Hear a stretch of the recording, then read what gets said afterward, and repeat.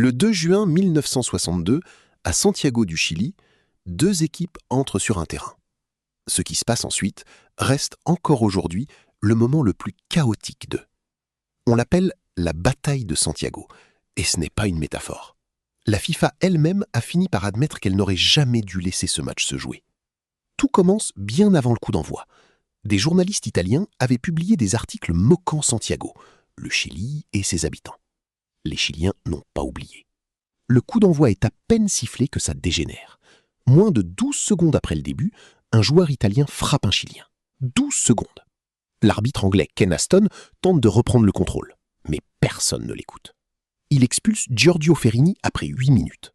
Ferini refuse de partir. L'Italie joue donc à 10, mais ça ne calme rien du tout. Les coups continuent, les provocations aussi. Le Chili marque. Puis vient le moment qui va faire le tour du monde. Un joueur italien fracasse le nez d'un Chilien d'un coup de coude, en pleine vue. Ken Aston finit par expulser un second joueur italien. Mais là encore, l'Italie refuse d'accepter la décision.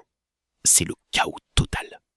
Ce qui est fascinant, c'est que le match continue quand même. Le Chili gagne 2-0. Mais personne ne parle du score. La BBC diffuse le match en différé au Royaume-Uni. Le commentateur David Coleman le décrit comme la honte du football. Ken Aston, lui, ne s'en remet pas facilement. Ce match le hante. Et c'est précisément à cause de cette expérience qu'il va inventer quelque chose que le football connaît.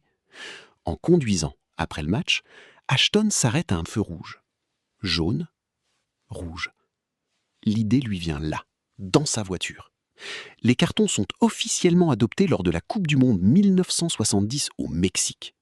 Une idée née d'un match incontrôlable en 1962 change le football pour toujours. Alors, la prochaine fois que tu vois un arbitre sortir un carton, rappelle-toi, ça vient d'un homme qui a survécu au match le plus incontrôlable de l'histoire. Si cette histoire t'a surpris, abonne-toi et suis manlyfoot.ca pour d'autres histoires de Coupe du Monde que personne ne raconte.